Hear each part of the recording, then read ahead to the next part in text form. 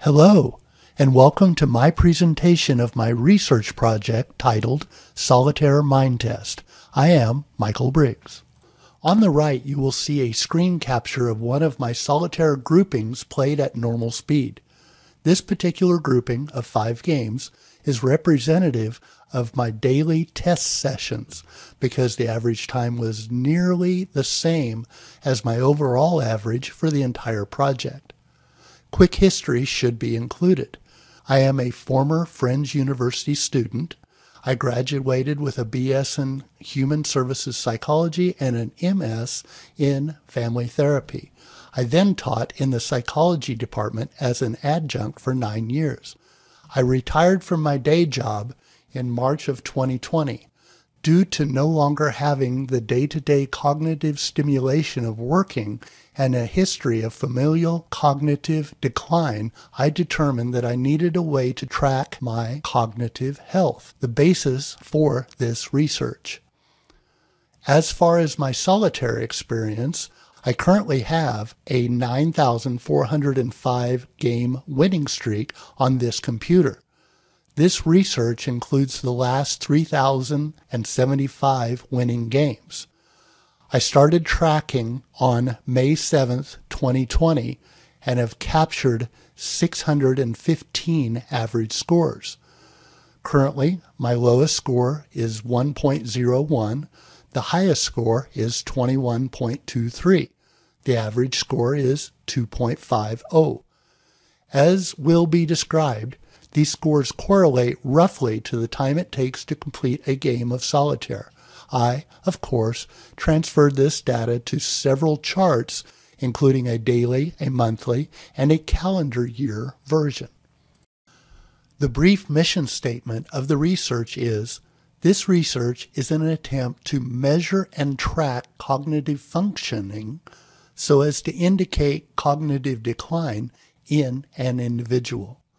Channeling my inner Ebenhaus, I am currently the only test subject. The game used to test cognitive functioning is Cell Solitaire. The version is PC-based and called Cell HD. The games are randomly presented. The settings are set at easy/winnable so that every game will be completed. Autocomplete is turned on. This allows the game to complete moves that are obvious and have no bearing on the outcome. This also makes the tedious task of clearing the board automatic. The games are timed. The cognition measured includes focus, since you have to focus on the game to complete it quickly, memory, since you have to remember the rules and your strategy, learning, since you have to learn and adapt to improve, accuracy, since you need to accurately follow your strategy and not waste time moving cards in air, reasoning, since there are times you need to back up when you have proceeded down a path that will not complete the game. The method used includes playing 5 games on a nearly daily basis. The game series on the right is an example. The completion times are recorded as a decimal. 2 minutes and 30 seconds is recorded as 2.30. This is due to my inability to configure Excel to figure an average in a time format. The results, the average of each daily session, is charted using PowerPoint with a trend line. Here is a screenshot of the Excel file that records and averages the game results. As noted, each completion time is entered as a decimal. 5 games are played almost daily. I generally play daily, but I do not play if I cannot complete the session on my home PC. The average is calculated by Excel. The first PowerPoint chart I will show is the daily average score. This chart provides the resulting average of over 600 daily sessions. I added a red trend line for emphasis since the trend line on the chart was not distinct enough. The monthly chart provides the average score of roughly 30 sessions conducted in a calendar month. The highest score recorded is 2.97. The lowest score recorded is 2.22, with an overall average of 2.5. I have also broken the charts down by calendar year and provided the daily averages during the portion of 2020 that data was being gathered. As you may recall, there was a pandemic occurring during this time frame. I spent the year working in the basement of a recently purchased home, transforming it from cement walls to finished. This provided a lot of learning, since many of the processes were new to me, and therefore a lot of cognitive stimulation was provided. The highest score recorded was 4.53.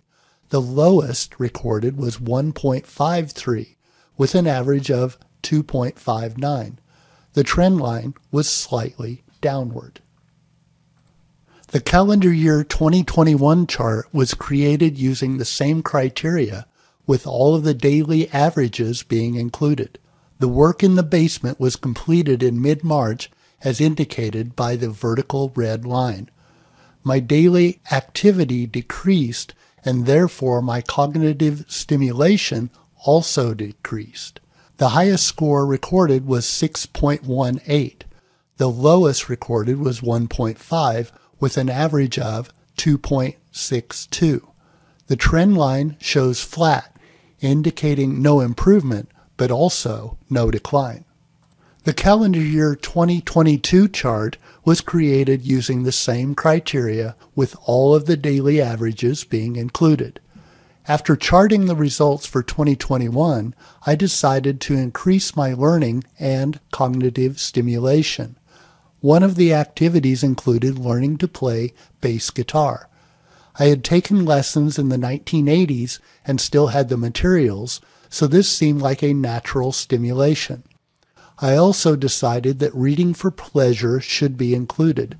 Science fiction is my stimulation of choice. The highest score recorded was 5.75. The lowest recorded was 1.43, with an average of 2.39. The trend line, once again, trended downward. A few observations include that a lack of focus seems to be the greatest contributor to the higher scores. While some of the games were more difficult due to the aces being buried, as an example, not focusing and allowing my mind to wander a bit produces longer game scores. During 2021, I was complacent and simply enjoying my finished basement. The trend line appears to reflect this. I believe this shows the importance of cognitive stimulation. This simple game seems to provide a quick and simple measurement of cognitive functioning as expected. I am quite surprised that the trend line indicates a downward and therefore improvement in my average scores. My initial expectation after this many sessions would be a flat trend line. I am also surprised how quickly the scores begin to improve after additional cognitive stimulation. Basically, after stimulation, my ability to focus on the task of completing the game is improved. What does the future include? I plan to continue playing and tracking the results. At this point, I cannot change the process without starting over. I have to compare apples to apples. If the monthly charts begin to show an upward trend, higher average scores, I plan to add stimulation to avert this trend. If the trend continues upward, adding cognitive supplements will be considered, which may be an interesting side research to conduct. I would enjoy any questions, comments, or observations that come to mind. This concludes this presentation of my Solitaire Mind Test research project. Thanks for listening.